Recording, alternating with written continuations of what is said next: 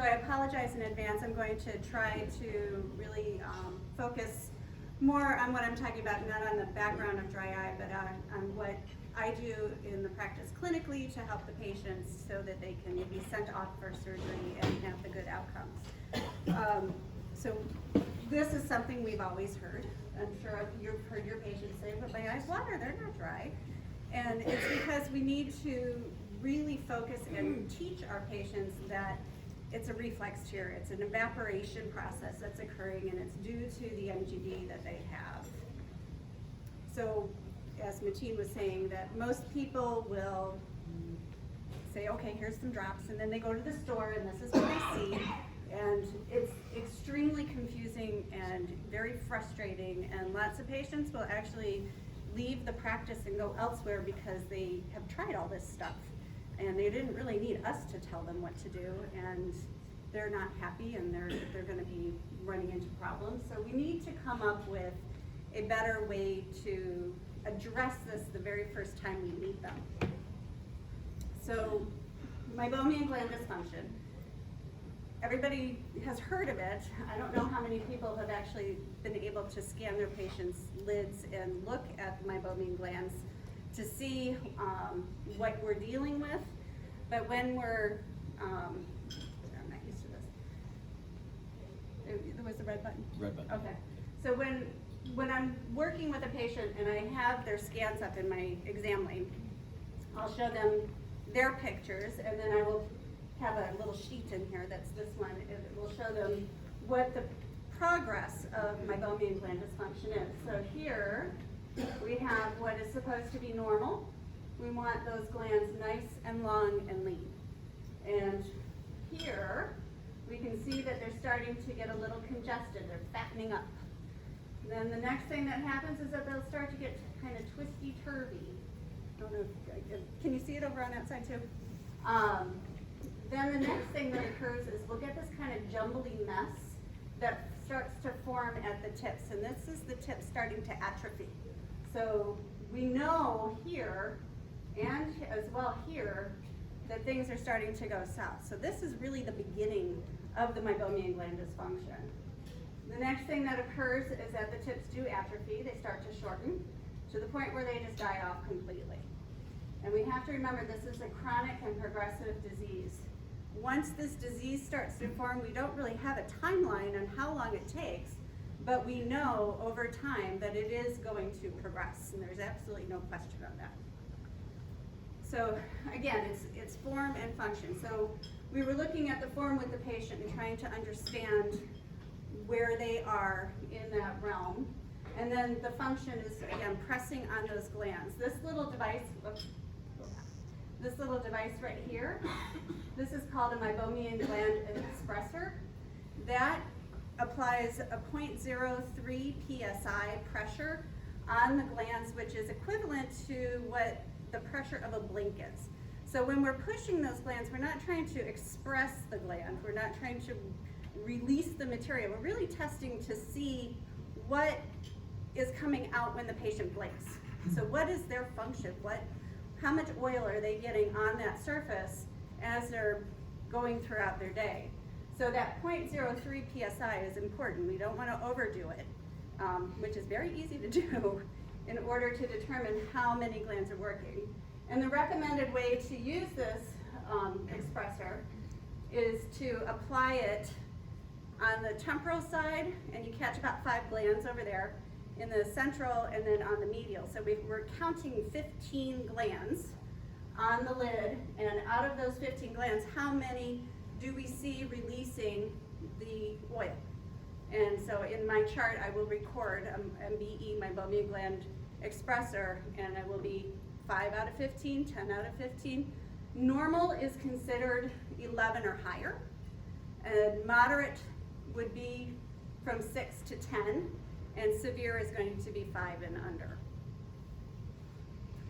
Then the other thing that we want to check is how does that oil look? Yes? Real quick, what is the procedure code and what do you get reimbursed if you do that? It's not. It's part of my slit lamp exam. So it's not a procedure. It's, you know, it's a digital. It could be done digitally, but I use the device because I want to have that specific pressure. And more importantly, when the patient comes back after treatment, I want to be comparing apples to apples. So I want to know how much function did they have prior to the treatment versus how much are they having post-treatment, so we can talk about the success or what else we need to do to try and make the situation better. So, but unfortunately, no, there is no code. I think for the scans, we can bill for that. My office right now, we choose not to, we just scan everybody. But I know a lot of docs out there are using their mammography and coding for it. So back to the oil itself. I'm sure everybody has pressed on their patient's glands before, and it is kind of interesting to see what you get out of there sometimes. You know, you can get that nice clear mybome that looks like a nice light canola oil, and you know when that person has that nice light oil, they blink, everything floats, it's going to be nice and smooth, and those patients really are not our troubles. The next thing that happens is that oil starts to get a little cloudy, a little turbid. Every once in a while I'll push on it, you almost see little chunks that are within that turbid material that look almost like salt grains that can come out of there. Then we will start seeing the gland start to get insipated. It will just get blocked, and that little bit of pressure, that 0.03, won't release the oil. You have to actually go and try and push it a little harder in order to get something out. And then of course we've all seen the strings, so that patient's not a happy person. So why does this happen? So there's two main theories that are occurring that we think cause meibomian gland dysfunction. Blink rate, definitely one that's accepted. We are pretty much, because of technology now, partial blinkers. We come to here and then we come back up again. We aren't actually touching those glands together, which means that we're not getting those pumps of oil out of the gland throughout the day, and eventually it just kind of gets clogged in there and doesn't want to function, and once it's clogged it starts to atrophy and the whole thing starts to slide downhill. The other theory is related to bacteria and biofilm. So biofilm is what the bacteria lays down on the skin, or I like to use the dental model. It's the plaque on our teeth. We get plaque on our eyelids. That biofilm is the home for bacteria. So the bacteria lay down that biofilm, they crawl in there, hang out. When you go and wash your eyelashes, the bacteria are waiting in their houses, and then they come out and keep building. So that biofilm really sometimes does not get cleaned off, even with a good lid hygiene. It's just, and certain people's skin types have more of it, but that bacteria, when it gets to the point where, and I know we've all seen this, when it gets to that point, the bacteria is running out of space. It has to go somewhere, so it ends up crawling into the openings within the lids, which is going to be the eyelash follicles and the meibomian glands. So, and therefore, now we've got bacteria, we got clogs, we got all kinds of stuff in there, and that gland is just now sick. Okay, and the patients think they blink. So actually this is one of my patients' images of a partial blink. So they do, they come to here and they come back up again. And this is extremely typical. To find people that actually blink all the way, it's rare. You don't see them do that often. So James Reinerson, he's the one that invented the BLEFX. He's the one that came up with the bacteria theory. And so to point out here, the first thing that you want to look for when we start trying to see for that blepharitis, to see if it's going to be invading into those meibomian glands, is look at the base of the lashes. Look at those follicles, and if they start to have that little mound on them where they look inflamed, we know that the process is starting there. And the next step is going to be where it goes into the meibomian glands. And then it can actually get into the accessory glands too. So we want to make sure that we're treating the blepharitis as well as the meibomian gland dysfunction. So this was a quote, or one of my patients that came in, and I'm showing the pictures to my patient, and this is how they responded. That's sad. They're like, what do we do now? Okay, so the other thing, we do still have to make sure that aqueous is not a component when we're dealing with this. Aqueous deficient dry eye, all on by itself, is extremely rare. It almost never happens. But we do want to make sure that we are addressing the aqueous component as well as meibomian gland component. So doing all those tests that Mateen was talking about earlier is still really, really important. I am a huge, huge fan of the Lissaman green. And one of the reasons that I like that Lissaman green is because when I'm looking for MGD, those lids are getting so inflamed, and the lid wiper, the little epithelial cells on the lid wiper start to get real rough, and it will stain real pretty with that Lissaman green right on the margin there. And so you can see how severe it is as that person is blinking, how much abrasion that lid is causing over the top. And then again, checking for other, you can do anything. So, but yeah, Mateen went all over this. Okay, and then the key here is that when you're doing these supplemental tests, you want to kind of pick at least 3 and do them every single time. Become real consistent with it. So that, again, when we go to do the treatments, we know exactly what kind of result we're getting. So are we getting a better T-BET score? Are we getting more meibomian gland dysfunction? Is the osmolarity coming down? But it really doesn't matter which ones you do. You just want to be super consistent with it.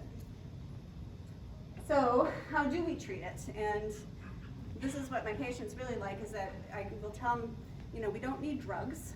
This is homeopathic. We can really treat it in a very safe and effective way. And it's an oil that's stuck in there. Let's melt it and get it out of there. And then the gland can start to work again. So it's heat and massage. Again, old versus new. The biggest thing I can say about this one is that you really don't want to wait. So it's very, very easy to say, okay, here's the cheap route, here's some artificial tears, here's a warm compress, go home, wash your eyelids, practice your blinking, do all that kind of stuff. But in the end, the patient's going to come back next year, haven't done any of it, and now the MGD's worse. So really you have to bring it up and address it with the patients when you start to see it, to try and keep them from falling off the edge of the cliff. I like to liken dry eye to actually falling off the edge of a cliff. You're fine until you're not. And then once you fall off that edge of the cliff, and actually my last patient today was saying, well, it started last May. And she knew exactly which day it started in May. And she goes, well, maybe it was really going on before that. But her cliff was in May. And so if we had been able to treat her before that time, then maybe she wouldn't be in the misery that she's in right now. So you do want to be really, really proactive and take care of those meibomian glands. And drops are just a Band-Aid. They just aren't going to do it. So the neat thing about LipiFlow is that it applies the heat directly to the gland surface. So when you apply heat on the outside of the lid, you have the vasculature that's in the lid that's meant to whisk away the heat. You have fat, you have muscle, you have tissue, you have all this stuff that's insulating the gland, so it doesn't get the full amount of heat that you apply on the outside of the lid. Meibum melts at 104 degrees. So that means you're going to have to get up to 110, 111 degrees in order to try and get it to melt. Once you remove that heat, that gland gets back to its normal temperature in about 20 seconds. So you have to act very, very quickly if you're going to apply heat on the outside and try to express all 4 lids. It's very difficult to do. So the LipiFlow will apply the heat directly to the inside, so we get a much more complete melt to the gland or to the oil. And then it simultaneously massages the oil out of the gland to try and express or release all the bad stuff that's in there so that the cells can start to function again. Let's see, here's oh, I did it wrong.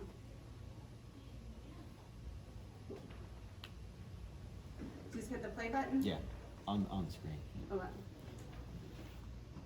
Oh, I see it. So here's a little video. The meibomian glands produce the lipid layer of the tear film in the eye. The lipid layer protects the eye's natural moisture, or aqueous, and allows the eyelid to glide safely over the eye. Cells on the inner wall of the meibomian gland acini produce oil. In a normal eye, when you blink, the lids touch and pressure is applied to meibomian glands, causing them to express small amounts of this oil. The upper lid then pulls the oil upward over the eye as the lid opens. When the gland becomes blocked, there is not enough oil to coat the tear film, and the aqueous evaporates rapidly.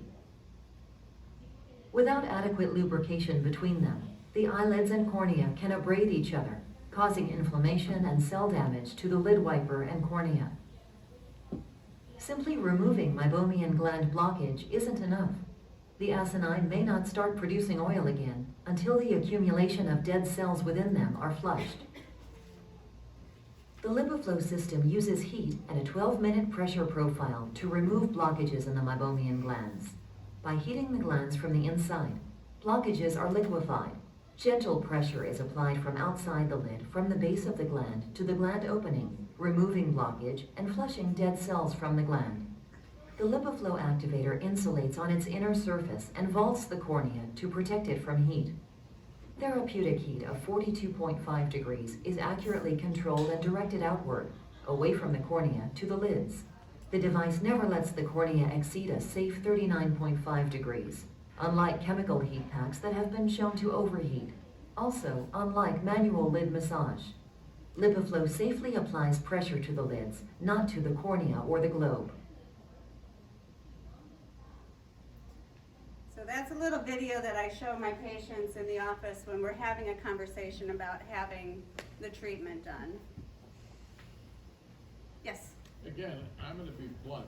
I'm tired of us having to be Mother Teresa. When you do these procedures, what codes do you use to get reimbursed somewhat? LipiFlow and the BlephX, which is how our protocol to do it, are cash paying procedures. There is no codes for them. Yes? Maybe to answer your question a bit would be, a lot of times you'll have let's say if you're seeing your patients and they're coming to you for just general care initially through their vision plan, you know, quite often, to answer your question, you might want to have them come back because you're not going to do all this testing to see if they have dry eye that day.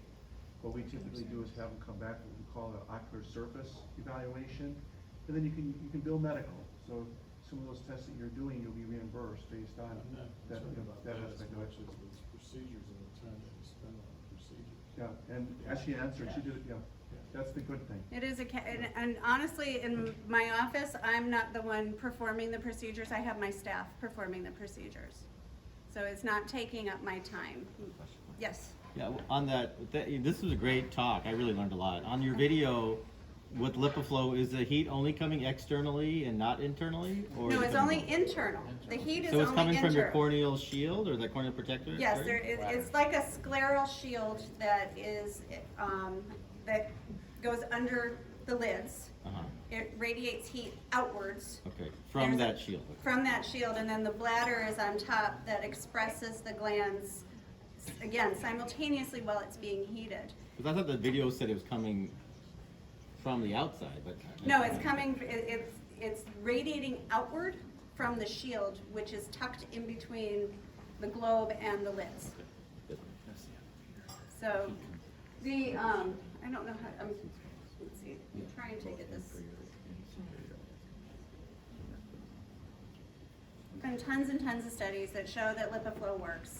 And this is actually kind of old. These are from the slides that I used a couple years ago when I was talking for tear science. We do know that it causes problems with the surface. So again, really, the big thing here is that, and I'm going over a point that's been made a couple of times already, is how bad do we want the patient to get before we start addressing this? Because there are two ways that we can go through this. We can either get them when it's really easy to fix and treat, and the treatment will last a really long time, or we can wait until we are really having to dig them out of a giant deep hole. And it is a lot easier to get them out of a little hole than it is out of a big hole. So again, we want to treat this very, very early. Just a point of thought. One of the things that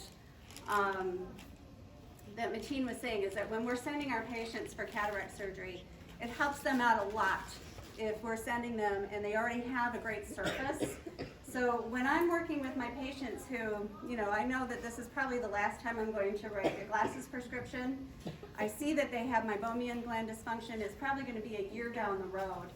Now is the time that we want to be having that conversation and treating the glands so that when we are ready to send them for their cataract surgery in a year, that we know they're going to be ready for it. And so then now it's not a surprise. It's been taken care of, and it just can go very, very smoothly. And it works out well. I mean, we've had some good successes with some of my patients that have had, they've never seen the surgeon. I've taken care of the dry eye before they get there, and then they come back, they've had a premium IOL, and they're 20/20 far, 20/20 up close, and extremely happy. Now I'm still treating the dry eye or the meibomian gland dysfunction after they get back, but they're already aware of it and they know that they have a role in this in order to keep their success where they want it to be with that implant. So the one thing when we're looking at this, we want to make sure that we aren't thinking that this is just an older person disease. Pediatric meibomian gland dysfunction is real and extremely prevalent. So if you look here, this is a 9-year-old, and we're already starting to see that jumbly, thick mess occur within those glands at 9. So here's where we actually want to start. Teach them how to do lid hygiene, teach them how to eat properly. We think diet does have something to do with it. And stay off those screens as much as possible. I mean, get them to blink. And then here, say we have that 9-year-old, they come back, maybe don't need any glasses, they come back when they're 16. This is a 16-year-old. And if we leave that 16-year-old alone now, this is what happens when they come back to us in their 30s. Now, you would think if we look at this 34-year-old that all of our older geriatric patients are going to be completely tanked, but not necessarily. So we have one of my better ones, he's 69 years old and doing just fine and has absolutely no problem. So you really have to look at every single set of eyes that comes into your slit lamp and really make sure that you're evaluating it properly. Okay, who has MGD? Almost everybody but that 69-year-old guy. So we want to make sure that we're really looking at it. So it's not who has MGD, it's how severe is the MGD. Yes? Jessica, you're using a lot of lipid view evaluation of the meibomian glands. I'm curious what you think of the, because it's working like a nanny cam, right? It's got, or like a baby monitor. It's got projections of infrared that are then reflected and then measured. The camera from a Telescreen, they claim is using no outgoing infrared, so they're measuring the function by measuring the form, because the infrared produced by the ATP. You can't do that. So you cannot measure the function unless you're actually testing how the gland is working, which you have to have some pressure on that gland, and ideally the pressure of a blink. I mean, you can try and do it digitally, and if you don't have one of those little expressors, I would say absolutely use your finger. I'm also lightly. slightly skeptical of the expressor because of the direction. And I understand what you're saying, and it took me a good 6 months before I became a believer for it. Because it's the same PSI used on a blink. Yes. But is the blink ever pressing this way? Right? Well, you are correct. You're coming down. It's perpendicular to the directionality of the blink. So And actually having the images when you're doing the expression is helpful, because if they just have little nubs and you're going a little bit lower, you might not even be touching a gland. So when I do it, I really try and hit right at I put the top of the expressor, the little white paddle part, right at the base of the lashes, right underneath the lower lash line, and press there. And again, my goal is really to keep it as systematic as possible, so that when I'm checking back doesn't later. matter what you're doing as much as it's consistent. I think so. I think in this case, and I'm hoping one day we'll have a better, widget to try and look at it. The one nice thing I have is I have the LipiView 2, which also gives me how thick the lipid layer is. And I use that number a lot. Now that's a pretty fun toy to have. I don't think it's absolutely necessary to be treating meibomian gland dysfunction, but it is one of my markers that if I have a patient who has, we want the lipid layer to be between 90 and 100 nanometers, and if they come in and they're at 30, and after treatment they're at 70, I know we're getting more oil flow. So again, that's why I say you want to pick a couple different tests, but always do the same ones so that you know what the result is going to be, or what result you got. Okay. So again, another study that shows.